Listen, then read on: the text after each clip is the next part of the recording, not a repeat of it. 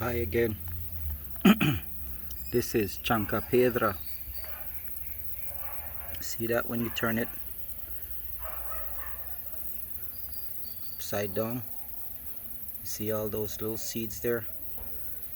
That's what it says, or how you identify this plant as chanca pedra, English stone crusher. It gets rid of kidney stones, help to clean your spleen, liver and kidneys. You make a tea with it, boil up the leaves. You have to make sure the little seeds are on the bottom, and you gotta wash it. You can use the entire plant, root and all. You have to wash it, or if you don't want to, then you just cut it, cut a section, or just pull the leaves off, clip them off, and you boil it up and make a tea and drink it every day.